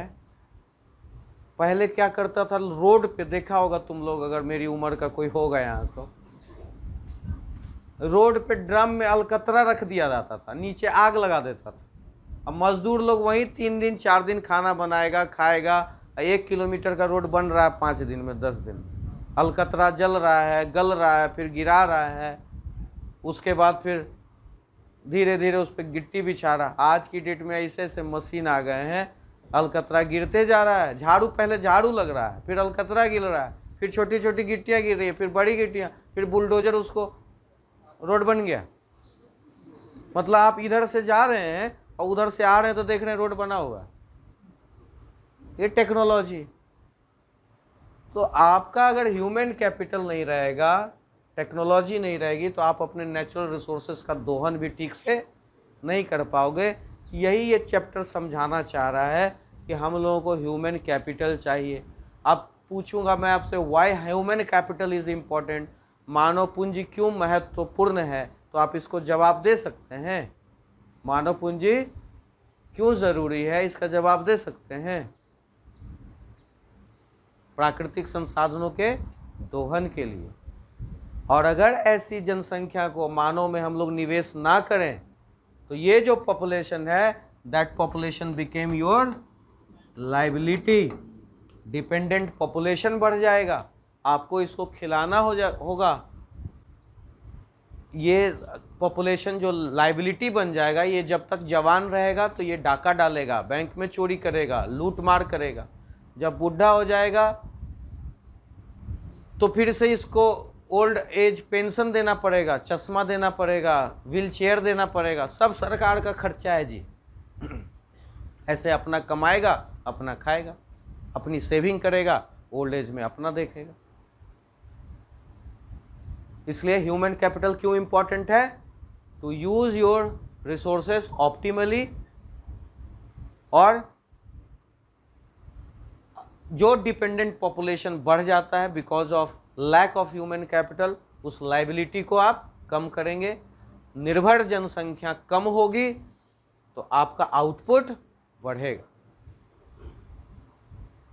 क्लियर है? इसके बाद एक डिवीजन ऑफ लेबर का कंसेप्ट यही एनसीईआरटी में दिया हुआ है, जिससे आपको ये बतलाना चाह रहा है कि हमारे वर्क फोर्स में, कामगार बल में महिलाओं की संख्या कम। Almost half of our population are still outside work force. दूसरा इंपॉर्टेंट पॉइंट एनसीईआरटी का। पहला, why human capital is important, तो we need to invest in human. हमें मानव में निवेश करने की ज़रूरत है, तभी हम जापान बन पाएंगे। और अपने उसके पास तो नेचुरल रिसोर्सेज भी नहीं है, बाहर से मंगवाता है और उसको दोहन करता है। तो आपको निवेश करने की ज़रूरत है ताकि आपका डिपेंडेंट पॉपुलेशन कम हो। डेमोग्राफिक डिविडेंड है अभी इंडिया। इंडिया क्या है? Young country. अगर इस समय ये अपने पॉपुलेशन को यूज़ नहीं करेगा तो फ्यूचर में बहुत बड़ा प्रॉब्लम क्रिएट हो जाएगा। आपका जो डिपेंडेंट पॉपुलेशन है वो बहुत बढ़ जाएगा। इसलिए ये यंग इंडिया डेमोग्राफिक डिविडेंड को यूज़ करने के लिए we need to invest in human capital. ये आपका एनसीईआरटी का पहला इंपॉर्टेंट पॉइंट हुआ। दूसरा है डिवीजन ऑफ लेबर, जिसमें ये कहना चाह रहा है कि almost half of your workforce is, समझ में आ रहा है तुमको? लिखी कुछ या नहीं लिखे? Almost half of your population is still outside workforce. आपकी लगभग आधी जनसंख्या कामगार बल से बाहर है। महिला, इसका मतलब आप महिला पर ध्यान नहीं दे रहे। चलिए अब ये हो गया, कुछ डेरिवेशन कर लेते हैं यहाँ पर कि इससे हम और क्या क्या अपनी इकोनॉमी में देख रहे हैं। आप देखिए अभी इकोनॉमी में, आप देखिए पॉपुलेशन के लिए क्या क्या किया जा रहा है। देखिए जरा नज़र दौड़ाइए इकोनॉमिक्स, आप गवर्नमेंट की तरफ नज़र दौड़ाइए, आपके लिए क्या कर रहा है जरा सोच के बताइए। कौशल विकास केंद्र, स्किल इंडिया मिशन किसके लिए चलाया? इसी डेमोग्राफिक डिविडेंड को दूर, इसी डेमोग्राफिक डिविडेंड को यूज करने के लिए ना। बेटी बचाओ बेटी पढ़ाओ, पीएम आत्मनिर्भर स्वास्थ्य भारत योजना, मुद्रा योजना, नई शिक्षा नीति। वेरी गुड, कौन बोला ये? बहुत बढ़िया पॉइंट। आप जब इकोनॉमिक्स लिखते हैं और उसमें सोशल पर्सपेक्टिव डाल रहे हैं और आपको डायमेंशन मिलेगा। बहुत लोग नहीं लिखेगा न्यू एजुकेशन पॉलिसी इसमें एक्सप्लेन करते समय, लेकिन ये भी एक पॉइंट है। आपकी सरकार ये सब कर रही है या नहीं कर रही है? ऐसे ही कंटेम्प्रोरी रिलेट करके चलना है इकोनॉमिक्स में, तभी समझ पाओगे। नहीं तो रमाकांत जी, क्या नाम है आपका? सर ने एनसीईआरटी पढ़ा है, आप में से भी कुछ लोगों ने पढ़ा है, लेकिन आप ऐसा सोच पाए थे? एनसीईआरटी को ऐसे पढ़ते हैं ना आप लोग, उसको ऊपर से ऑब्जर्व कीजिए कि उसमें है क्या, तब ये निकल कर आएगा। 2 पॉइंट बताया और देखिए दोनों का इम्प्लीकेशन इकोनॉमी में दिख जाएगा आपको कि सरकार इसके लिए क्या क्या कर रहा है। तो ये वाला चीज़ नहीं लिखिएगा अगर इम्प्लीकेशन, तो आपको नंबर मिल जाएगा? नहीं मिलेगा। What are the government efforts to impart to promote human capital? क्या क्या सरकार कर रही है मानव पूंजी के लिए? हो सकता है जानकारी के लिए होनी चाहिए, क्वेश्चन आना चाहिए।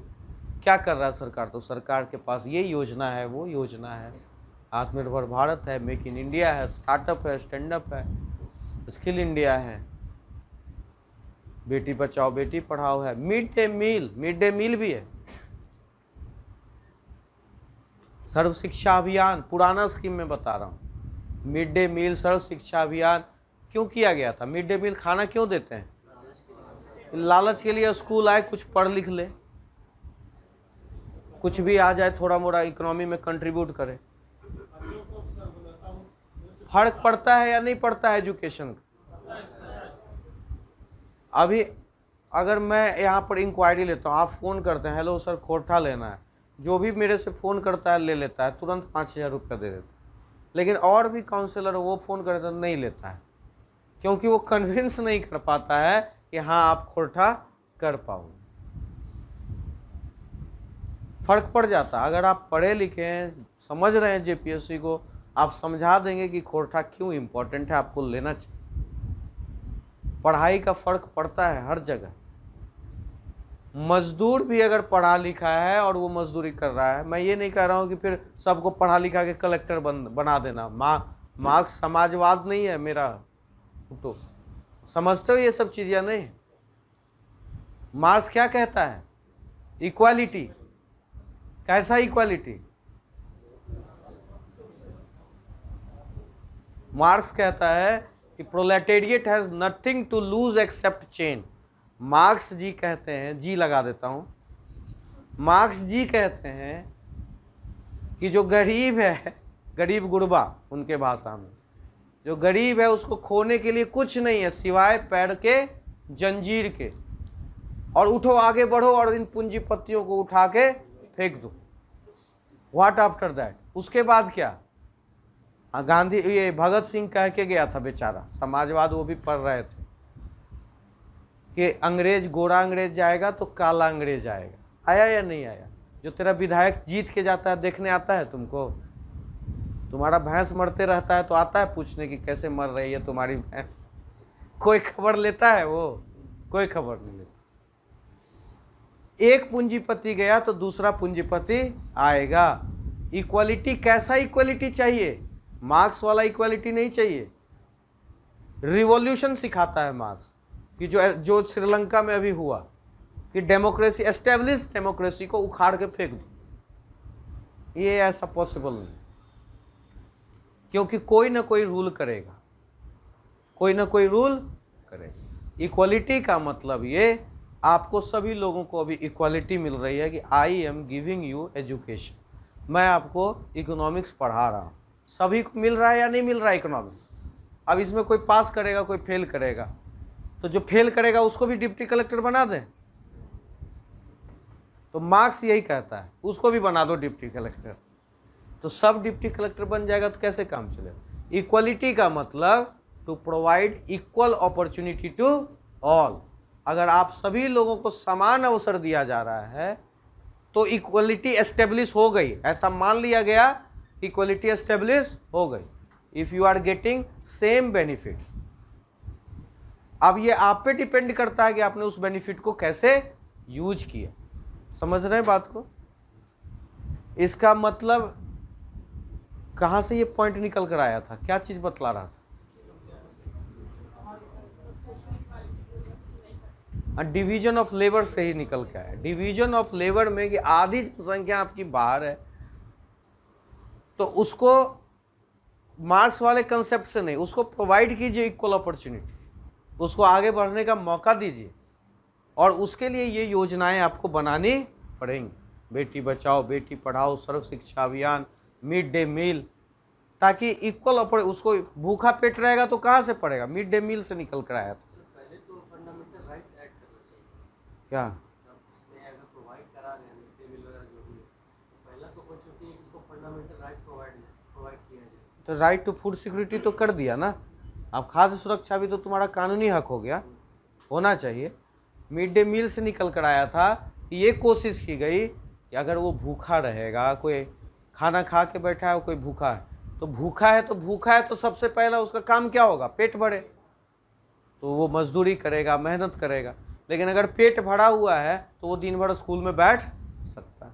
इसका मतलब 14 साल तक अगर उसको ये कह दिया जाए कि बेटा तुमको भर पेट यहाँ खाना अंडा मिलेगा, तुम बैठ के पढ़ो, तो पढ़ने वाला पढ़ सकता है।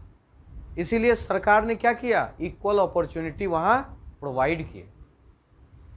तो डिवीजन ऑफ लेबर का है कि जहाँ पर इनइक्वालिटी है, महिलाओं के साथ अगर इनइक्वालिटी है, तो ये सारे रीजन्स हैं कि आपका आधा जनसंख्या कामगार बल से दूर है।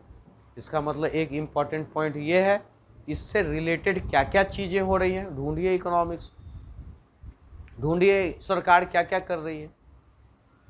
तो सरकार ये एक अबला स्कीम चलाई, और बेटी बचाओ बेटी पढ़ाओ है ही, उसके बाद सर्व शिक्षा अभियान पुराना है, लाडली योजना। जैसे इसमें भी लिखने का ये होता है कि पुराना वाला के लिए ना 2-2 लाइन लिखिए, तो नया चीज़ है उसके लिए ज़्यादा लिखिए। ये भी है, मार्क्स अगर आप ज़्यादा लाना चाहते हैं तो पुरानी चीज़ों को कम लिखिए, नए चीज़ों को ज़्यादा लिखिए। इस तरह से एनसीईआरटी में डिवीजन ऑफ लेबर के बाद फिर से ये पॉपुलेशन को डिफाइन करता है कि पॉजिटिव या निगेटिव। वहीं बतलाया कि पॉपुलेशन लाइबिलिटी हो जाएगा अगर आप इसको स्किल एजुकेशन नहीं दीजिए। उसके बाद कुछ डाटा है, तो पुराने डाटा को मैंने अपडेट कर दिया है। अनएम्प्लॉयमेंट के बारे में बतलाया, फिर लास्ट में यही ह्यूमन कैपिटल को जब आप स्किल नहीं दोगे, तो तीसरा बतलाया कि गांव के लेवल पर डिस्गाइज अनएम्प्लॉयमेंट है और सीजनल। तीसरा इसमें बतला दिया अनएम्प्लॉयमेंट, और ये अनएम्प्लॉयमेंट कहाँ से निकल के आ गया? ये बतला दिया कि अगर आप ह्यूमन कैपिटल नहीं प्रमोट करोगे तो आपकी जनसंख्या बेरोजगार होगी। यहाँ से निकल कर आया, लास्ट में यही अनएम्प्लॉयमेंट पॉइंट है वहाँ। तो अगर आप ह्यूमन कैपिटल प्रोवाइड नहीं करोगे तो आपकी बेरोजगारी बढ़ेगी। और ये बेरोजगारी भी अलग अलग दिखा दिया, गांव में अलग और अर्बन में। यहाँ सीजनल बोला और यहाँ पर डिसगाइज्ड बोला। सीजनल का मतलब मौसमी बेरोजगारी और डिसगाइज्ड का मतलब प्रच्छन्न बेरोजगारी, छिपी हुई बेरोजगारी। और अर्बन में बोला अनएजुकेटेड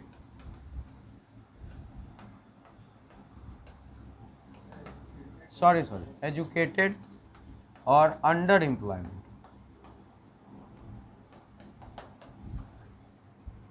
ये इसको हाईलाइट किया क्योंकि यही हमारी अर्थव्यवस्था की प्रॉब्लम है। जो बेरोजगार होते हैं, जैसे आपको में कुछ लोग ट्यूशन पढ़ा के भी बेचारा पढ़ रहा है, कुछ लोग बाप के पैसे पर एकदम नहीं, जब तक देगा तब तक लेंगे, जब नहीं देगा तो देखा जाएगा, है ना ऐसा। तो कुछ लोग बाय चॉइस अनएम्प्लॉयड होते हैं, वो कर सकते हैं लेकिन वो करना नहीं चाहते। इकोनॉमी में जो बाय चॉइस अनएम्प्लॉयड होते हैं उनका कोई वैल्यू। प्रिवेलिंग वेज रेट पर अगर आपको काम नहीं मिल रहा है, आप काम ढूंढ रहे हो और आपको काम नहीं मिल रहा है, वही बेरोजगार कहे जाते हैं। अगर आप लोग जितने भी पढ़ाई कर रहे हो इन सब को अगर बेरोजगार में काउंट कर लिया जाए तो और बहुत ज़्यादा अनएम्प्लॉयमेंट बढ़ जाए। उसके डिफिनीशन को नैरो किया गया है कि those who want job, willing to do job but are not finding job at the prevailing wage rate. जो अभी मजदूरी दर है उस पर आप काम खोज रहे हैं और आपको काम नहीं मिल रहा है, तभी आप बेरोजगार कहे जाएंगे। और उसमें ये जो मेन प्रॉब्लम है गांव में क्या है कि एक खेत है, वहाँ 4 लोग लगा हुआ है, 4 लोग लगा हुआ है और काम सिर्फ एक का है। एक खेत में काम कर रहा है और ये तीनों बैठ के एक पेड़ के नीचे ताश खेल रहा है। ऐसा देखे हैं गांव में या नहीं देखे? ज़्यादा से ज़्यादा कोई गाय वाय आ गया तो उसको भगा देगा, और नहीं तो बैठ के दिन भर ताश खेल के चलाएगा। मान लो ये फादर है, ये 3 उसका बेटा है, तो फादर के साथ जो बड़ा बेटा है रिस्पॉन्सिबल, वो भी चलो काम कर रहा है, लेकिन जो 2 छोटा बेटा होगा इधर उधर दूसरे का आम चोरी करते रहेगा, कीड़ा ककड़ी टमाटर चोरी करते रहेगा। वो कुछ नहीं कर रहा है, लेकिन उसकी माँ जो घर में बैठी है वो क्या सोच रही है कि मेरा बेटा और पति काम पे गया है, लेकिन असल में काम पे कौन गया है? सिर्फ पति और एक बेटा। इन दोनों को स्किल दे दो और शहर भेज दो तो ये कमा के लाएगा या नहीं लाएगा? तो गांव का ये प्रॉब्लम है, डिसगाइज्ड अनएम्प्लॉयमेंट, छुपा हुआ है। और ये समस्या क्यों है? क्योंकि इसको स्किल नहीं दिया गया है। ये अपने चॉइस, इसको स्किल दे दो, ये अपने आप माइग्रेट कर जाएगा सेकेंडरी सेक्टर की तरफ। इसको माइनिंग सिखा दो, भेज दो माइनिंग में, जाओ तुम खदान में काम करो, तो ये बेरोजगारी की समस्या दूर होगी या नहीं होगी? इसलिए यहाँ भी इस समस्या को भी दूर कौन करेगा? डिसगाइज्ड को कौन दूर करेगा? कौन दूर करेगा? स्किल। इसका मतलब वहाँ भी ह्यूमन कैपिटल की आपको ज़रूरत।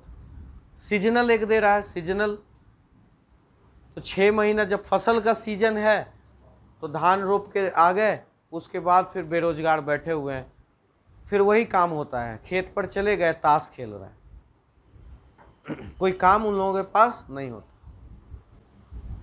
तो वो अनएम्प्लॉयड हो जाते।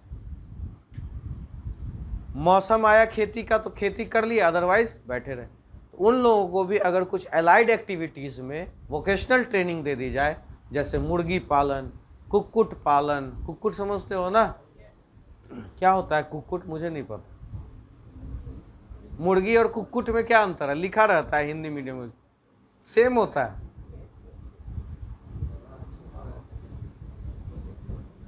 लेकिन लिखा दोनों होता है, मुर्गी और कुक्कुट दोनों लिखा होता है। कुत्ता को तो कहते हैं कुक्कुट। गुलाबी गुलाबी वाला जो सुअर होता है उसको क्या कहते हैं? पिग। भैया गजब का बिजनेस है, गजब का business. Better to leave the preparation and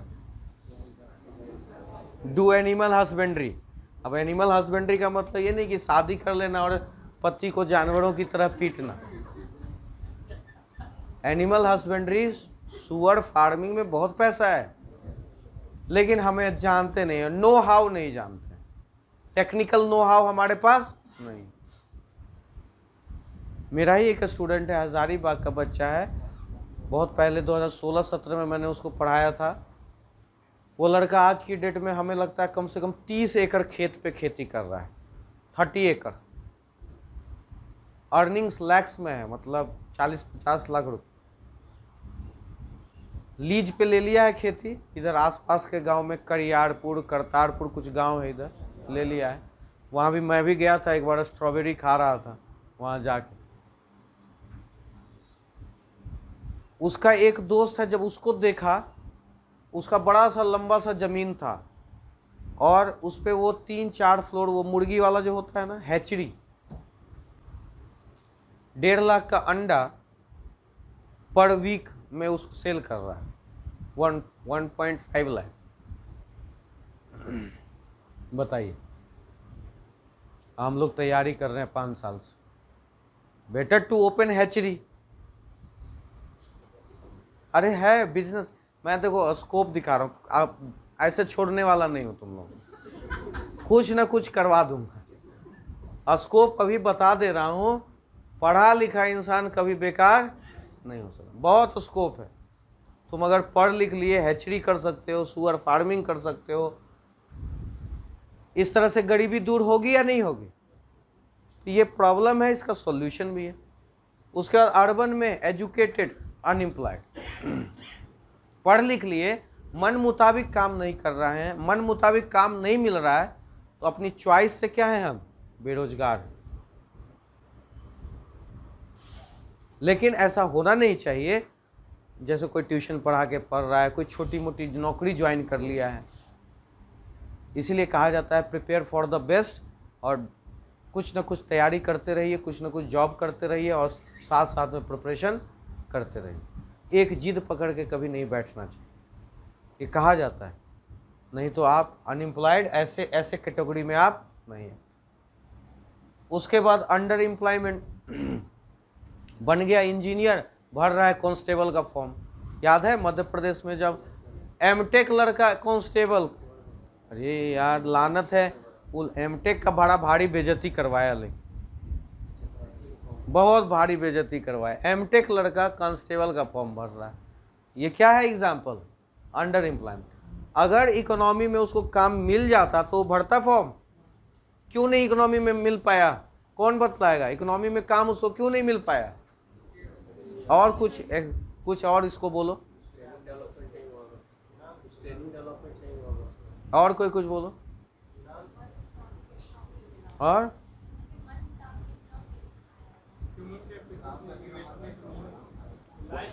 MTech लिया वो एमटेक किया वो लड़का बेरोजगार क्यों है?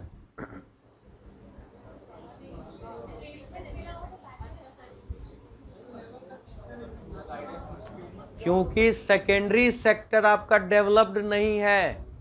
सेकेंडरी सेक्टर, अगर सेकेंडरी सेक्टर के पास एबिलिटी होता उसको एब्जॉर्ब करने का, तो गांव में डिसगाइज्ड अनएम्प्लॉयमेंट भी नहीं होता। आपका सेकेंडरी सेक्टर कैपेबल नहीं है उन गांव के मजदूरों को, बेकार लोगों को एब्जॉर्ब करने की। आपका सेकेंडरी सेक्टर कैपेबल, आप देखते हैं शहरों में जाइएगा, जे कॉलोनी, झुग्गी झोंपड़ी कॉलोनी मिलेगी, वहाँ पर जितने माइग्रेट मजदूर होते हैं, रोड पे सोते हैं, रोड पे मजदूरी करते हैं। अगर उसको प्रॉपर काम मिलता, प्रॉपर इनकम मिलता, तो सेकेंडरी सेक्टर आपका डेवलप ही नहीं है, कहीं उसको जॉब ही नहीं है। वो क्या काम कर रहा है? ईंटा धोने का काम, कूली का काम, रिक्शा वाला का काम, दैट्स इट। और कोई बढ़िया काम मिलता है क्या बिहारी मजदूर को दिल्ली में, यूपी का मजदूर को और झारखंड का मजदूर को? यहाँ भले ही आएगा तो सोना का चेन पहन के घूमेगा, लेकिन मजदूरी करेगा वहाँ रिक्शा ही चलाएगा। अब हो सकता है बैटरी रिक्शा खरीद लिया हो, because of improper development of secondary sector. Your secondary sector not able to absorb, सभी को वो अपने में समाहित नहीं कर पा रहा। आपके पास इतनी फैक्ट्रीज नहीं है, इतना डिमांड नहीं है कि आप उस एमटेक किए हुए लड़के को हायर कर सकें। उसको आप कहते हैं कि डाटा एंट्री का काम करेगा, वो एमटेक किया हुआ लड़का डाटा एंट्री का काम करेगा। लड़का बहुत अच्छे जगह से पढ़ा, उसको एमबीए किया हुआ फाइनेंस, उसको कहेगा क्या कि जाओ जी तुम 2 क्रेडिट कार्ड बनवा के लाओ। आज दिल्ली में उसका ऑफिस है ग्रीन पार्क में, उसको बोला कि जाओ तुम साउथ एक्स जाओ और क्लाइंट है उससे कन्विंस करके तुमको 2 कार्ड बेचना है। बताओ, वो एमबीए किया है, फाइनेंस किया है, किस लिए किया है भाई? कि बढ़िया कंपनी में टेबल डेस्क मिलेगा, कंप्यूटर मिलेगा, टेबल डेस्क मिलेगा, एसी कमरा होगा। उसको डीटीसी की बस में भारी बैग लेकर उसको कार्ड बनवाने के लिए भेज दिया है। Under employment. तो सेकेंडरी सेक्टर आपका एब्जॉर्ब। तो इंडियन इकोनॉमी का प्रॉब्लम समझे, आपका लैक ऑफ ह्यूमन कैपिटल, मानव पूंजी में निवेश नहीं है, half of your population is outside your workforce, equality provide नहीं कर पा रहे आप पॉपुलेशन को स्किल नहीं दे पा रहे, और इसकी वजह से अनएम्प्लॉयमेंट है। आपका गांव में डिस्गाइज्ड बेरोजगारी है, आपके शहर में अंडर एम्प्लॉयमेंट है, और उसका बहुत हद तक रीजन आपका सेकेंडरी सेक्टर है जो कि उसको एब्जॉर्ब नहीं कर रहा। इतना तक आज समझ में आ गया? तो चलो आज ये लेक्चर घर में जाके सुन लेना एक बार और इसका नोट्स टाइप किया हुआ डाला हुआ है, उसको पढ़ लीजिएगा विथ रिसेंट डाटा। कुछ डाटा नहीं है, जैसे इसमें कुछ एनसीईआरटी में डाटा दिया होता है मैटरनल मोर्टेलिटी रेट का, तो न्यूज़पेपर जो पढ़ता है उसका डाटा क्लियर होगा। झारखंड में कितना है एमएमआर अभी?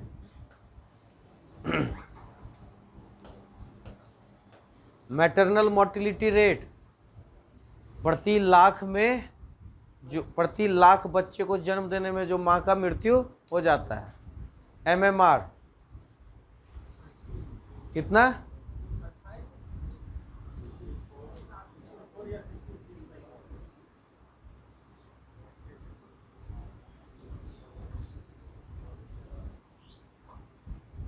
एक यंत्र आता है, मोबाइल आता है, तुम बैठे मेरा मुंह जो देख रहे हो सर्च कर लो। 61 2019 का डाटा है ये। 2017 का जो डाटा था वो था 72। 2019 में घट के कितना हुआ है? 61। उसके बाद अनएम्प्लॉयमेंट कितना है जी झारखंड में? कितना झारखंड में?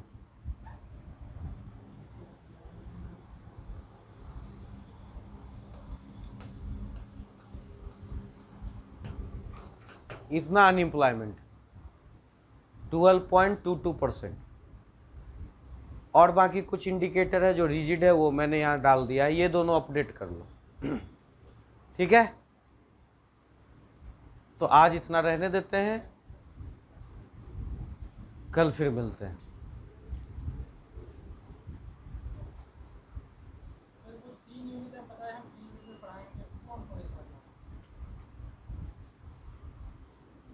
पिछला रोटी तो नहीं खाता है?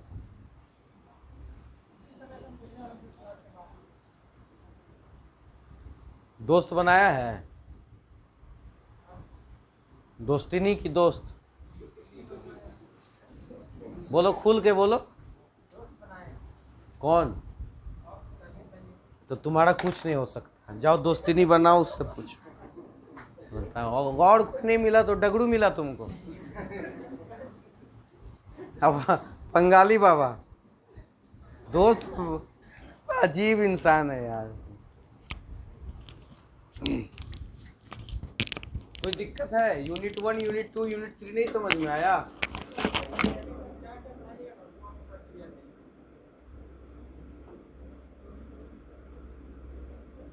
बात निकलेगी तो दूर तलक जाएगी।